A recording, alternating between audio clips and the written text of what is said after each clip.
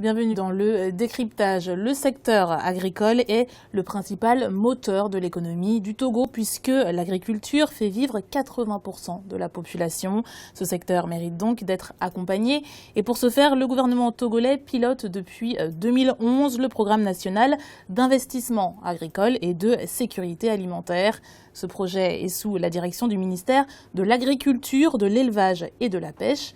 Pour en parler, nous recevons le ministre en charge de ce secteur, M. Urokoura Agadazi. Monsieur Urokoura Agadazi, bonjour. Quels sont les objectifs du programme national d'investissement agricole et de sécurité alimentaire? Par rapport à ce vaste programme, il était entendu que le ministère devait travailler pour atteindre un certain nombre d'objectifs, parmi lesquels on peut citer 4 objectifs majeurs. Le tout premier, c'est d'accroître la production agricole avec une nette amélioration de la productivité.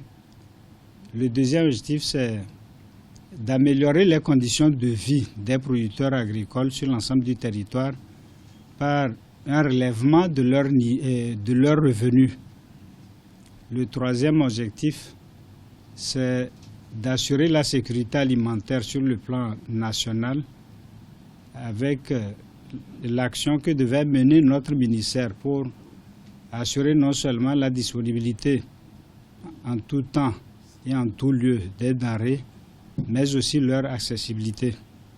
Et le quatrième objectif, c'est de promouvoir la valorisation des produits agricoles sur les marchés, tant nationaux, sous-régionaux qu'internationaux. Voilà les 4 grands objectifs pour lesquels le ministère s'est employé pendant 3 ans et a travaillé pour, je dirais même, renforcer l'économie nationale. Monsieur le ministre, cela fait plus de 3 ans que ce programme est mis en œuvre. Dites-nous ce qui a été fait.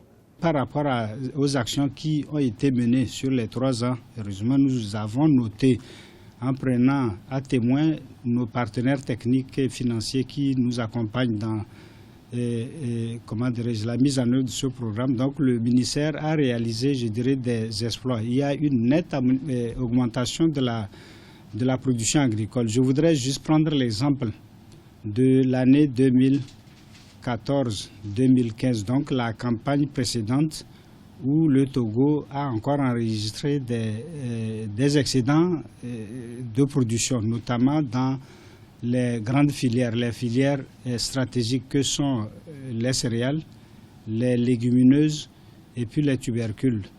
Et quand on prend l'évolution qui a été ressentie dans la filière céréalière pour l'année 2014-2015, le Togo a réalisé des excédents de production de l'ordre de 156 000 tonnes de céréales. Cet exploit a été réalisé grâce au travail des groupements agricoles en zone rurale. Ces programmes tiennent-ils également compte des préoccupations des producteurs? Il est question de prendre en compte tous les centres d'intérêt des différents acteurs. Les paysans, ils engagent beaucoup d'efforts pendant 6 mois pour sortir les produits.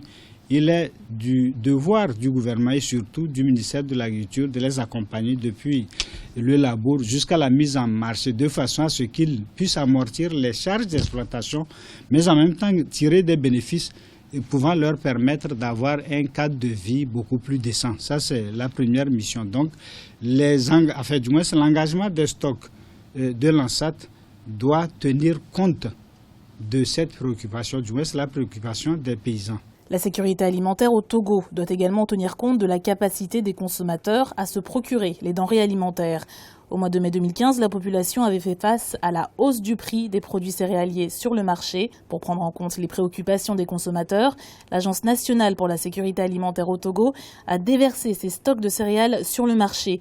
Sur quelle base se fait le travail de fixation des prix? Au travers de nos structures techniques et même des sources provenant des paysans, nous avons arrêté un compte d'exploitation qui fixe un prix moyen du sac de maïs de 100 kg de l'ordre de 17 000 et quelques. 17 000 francs bord champ. Et si on arrive à fixer les prix autour de 20 000, donc il faut intégrer naturellement les frais de conditionnement, les frais d'enlèvement, les frais de transport. Si ça tourne autour de 20 000, je crois que les paysans en gagnent, les consommateurs en gagnent aussi, vont apprécier naturellement. Et puis les commerçants, parce qu'on n'a pas sensiblement perturbé les prix. Si vous prenez un sac de, comment dirais-je, 100 kilos, si on vend le bol à, comment dirais-je, 500, étant donné qu'on a 40 bols, 500 fois 40, ça fait donc 20 000. Donc, on va tourner autour de 500. C'est mieux que la courbe, ou du moins, oui, la courbe se stabilise autour de 500 francs, le bol. À Landsat, le sac de maïs de 50 kg coûte 9 500 francs CFA et le bol à 475. Sur le marché, ce maïs est vendu entre 550 et 700 francs CFA.